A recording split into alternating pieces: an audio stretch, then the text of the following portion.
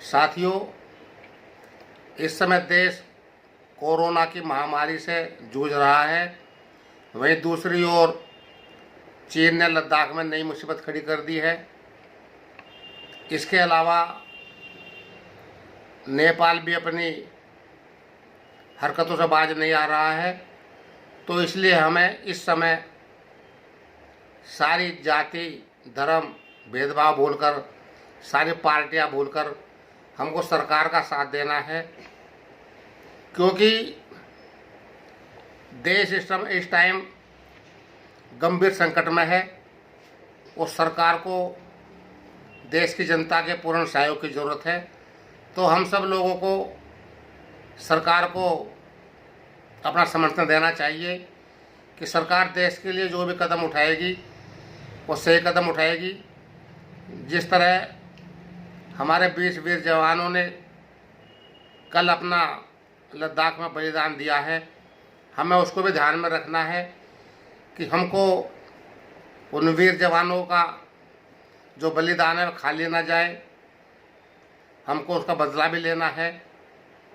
इसलिए हमें सरकार को पूर्ण सहयोग देते हुए अपना काम करना है और कोई भी ऐसी पोस्ट नहीं डालनी है जिससे प्रधानमंत्री की छवि को नुकसान हो, देश की छवि को नुकसान हो।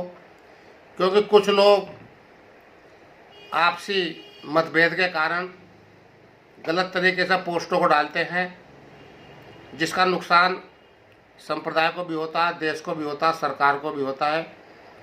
क्योंकि हमारी जो आपस के जो नीतियां हैं वह अलग हो सकती हैं, विचार अलग हो सकते हैं।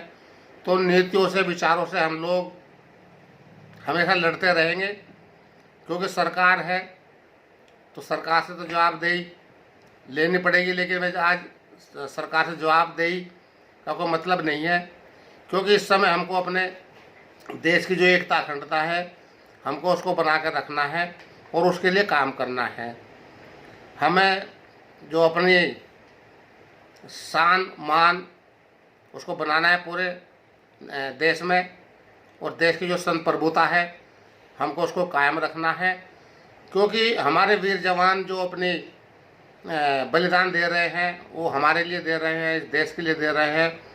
तो जो जिस परिवार के वो बच्चे हैं, जो सेना के जो वीर गति को पाए हुए जो लोग हैं, शहीद हैं, उनके परिवारों से जाकर पूछो कि उनको कितना दुख होता है, उनको और उन पर दुख का कितना बड़ा पहाड़ उठता है।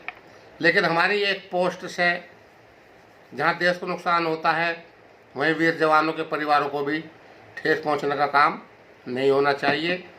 तो मेरा तो यही कहना है कि इस समय हमको सबको सारी पार्टी के मतभेदों को छोड़कर, सारे काम छोड़कर हम लोगों को सरकार का साथ देना चाहिए। क्योंकि सरकार का जो कदम होगा वो देश के लिए होगा। सबसे पहले हमारे लिए देश है, उसके बाद में ही संप्रदाय है या जाति है या धर्म है या मानव है। क्योंकि जो ताकतें हैं इस समय, वो देश जो काम कर रहा है आगे बढ़ने के लिए, जो मेहनत कर रहा है, सारी दुनिया को पता है कि भारत विश्व विजेता बनने की तरफ जा रहा है। जो प्रगति कर रहा है वह कुछ लोगों से देखी नहीं जा रही है, और उसी का नतीजा है कि लद्दाख में चीन की हरकतें तेज़ हुई हैं और उसने चीन ने भारत की सीमा में आने का दुस्साहस किया है। तो इसलिए उसको मुंह तोड़ जवाब देने के लिए हमें प्रधानमंत्री का, केंद्र सरकार का पूर्ण रूप से सहयोग देना चाहिए। क्योंकि हमारे सहयोग से ही प्रधानमंत्री का और सरकार का मनोबल बढ़ेगा और वह नीति बनाने में भी कामयाब होंगे, और जो देश विरोधी ताकतें हैं उनको भी इसको सबक दिया जा सकेगा। क्योंकि हम लोग आपस में लड़ते हैं, झगड़ते हैं, बातें करते हैं, वह तो बाद में भी हो जाएगा, सवाल बाद में भी हो जाएंगे। लेकिन इस समय सरकार से सवाल का कोई मतलब नहीं कि उनसे सवाल किया जाए, तो हमको उनको सहयोग करना है। इन्हीं शब्दों के साथ मैं आपको यकीन दिलाना चाहता हूं कि भारतीय समता समाज की, हमारी पूरे देश की टीम इसमें प्रधानमंत्री के साथ है, केंद्र सरकार के साथ है। वह जो भी कदम चीन के खिलाफ या नेपाल के खिलाफ उठाएगी, भारतीय समता समाज उनका पूर्ण रूप से समर्थन करेगा।